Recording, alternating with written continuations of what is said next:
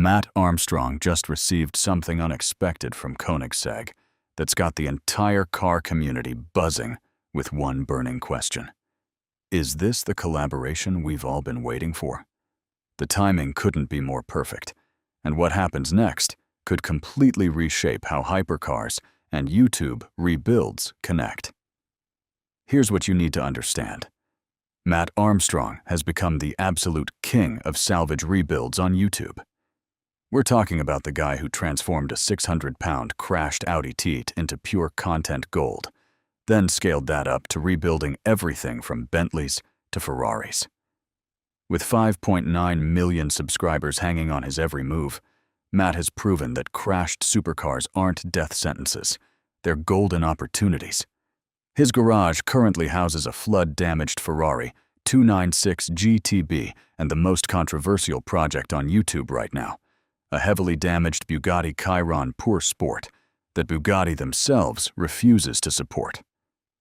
But here's where things get really interesting. Koenigsegg operates in that exclusive hypercar atmosphere alongside Bugatti, Pagani, and McLaren. These aren't companies that typically embrace independent rebuilders. When Christian von Koenigsegg founded his company in 1994, he built it on pushing boundaries and achieving the impossible.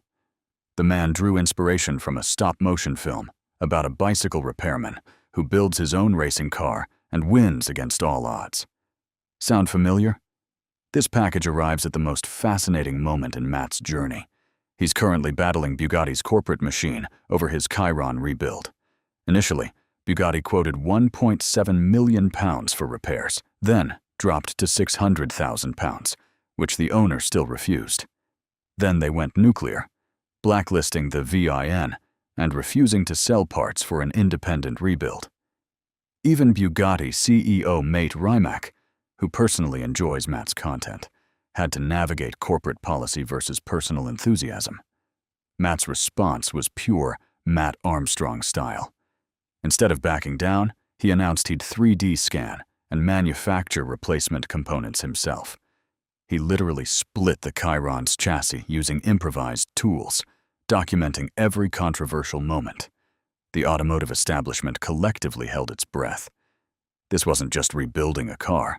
This was challenging the entire hypercar ecosystem's control over their vehicles post-sale. Now Koenigsegg enters the picture. This company builds cars like the Jesko Absolute, capable of 330 miles per hour with 1,600 horsepower. Their cheapest model, the Gemera, starts at $1.7 million, the exact amount Bugatti initially quoted for Matt's Chiron repair. Only 300 Gemeras will ever exist, and they sold out years before production began. But Christian von Koenigsegg isn't your typical hypercar CEO.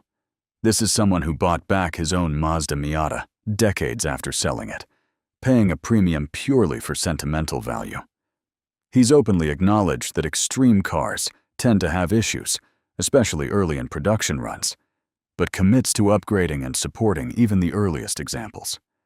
That philosophy stands in stark contrast to Bugatti's approach to Matt's project.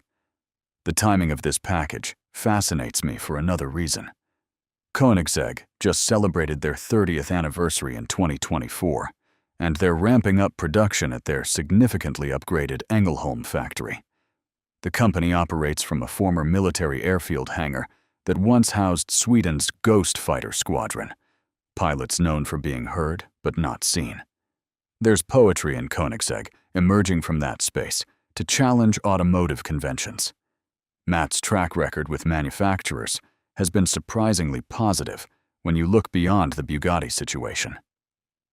Mansouri not only supported his rebuild of Marcus Rashford's crashed Rolls-Royce, but actually invited him to their German headquarters after seeing the finished product. Kourosh Mansouri himself wanted to inspect Matt's work in person. That's not typical behavior from a company known for extremely exclusive clientele. The contrast becomes even sharper when you consider Matt's background. This isn't some trust fund kid playing with expensive toys. Matt Armstrong grew up in his father Tony's garage in Leicester, learning mechanics from necessity rather than luxury. His BMX career ended with a shoulder injury that would dislocate in his sleep, forcing a career pivot that accidentally created one of YouTube's most compelling automotive channels.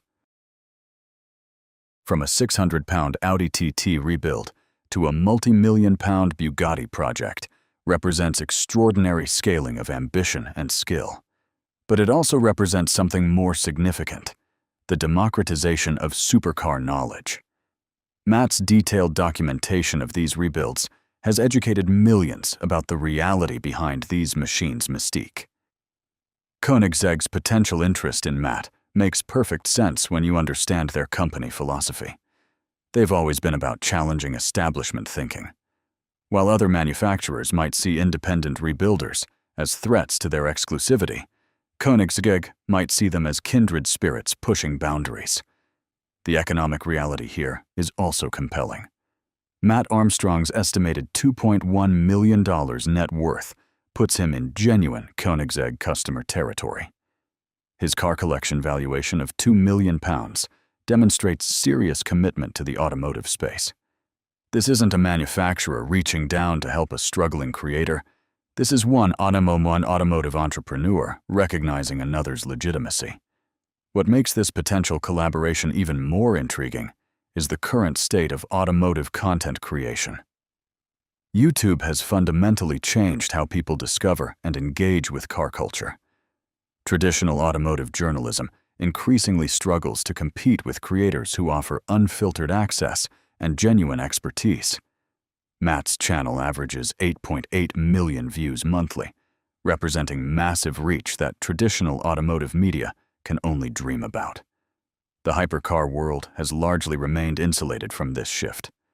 Bugatti, Ferrari, and McLaren still operate primarily through traditional channels and carefully controlled messaging. But Koenigsegg has shown more willingness to embrace new media. They've hosted YouTuber Mr. Jebuvu for exclusive factory tours and interviews, demonstrating openness to authentic content creation. If this package represents the beginning of a genuine collaboration, it could signal a seismic shift in hypercar manufacturer relationships with content creators. Imagine Matt Armstrong, with access to Koenigsegg's engineering expertise, documentation, and parts support. It would represent the automotive equivalent of David and Goliath, except David has 5.9 million subscribers and extraordinary mechanical skills. The implications extend beyond just one collaboration. Other manufacturers would be forced to reconsider their relationships with independent rebuilders and content creators. The traditional gatekeeping around supercar repair and modification could crumble in favor of more open, educational approaches. Christian von Koenigsegg has said his company maintains a 7-year development plan to keep their factory reasonably occupied while pushing boundaries. Supporting creators like Matt Armstrong could be part of that longer-term strategy. Instead of fighting the democratization of automotive knowledge, they could lead it. Whatever was in that package, its arrival represents a potential turning point. Matt Armstrong has spent years proving that crashed supercars aren't beyond salvation with the right skills, tools, and determination. Now he might have found a manufacturer willing to support that mission rather than obstruct it. The automotive community will be watching this development closely. If Koenigsegg genuinely partners with Matt Armstrong, it won't just be a collaboration. It'll be a statement about the future of automotive culture. Sometimes the most revolutionary changes come not from the establishment, but from bicycle repairmen in converted hangars who refuse to accept that something is impossible. The package has arrived. Now we wait to see if it contains the future of automotive content creation.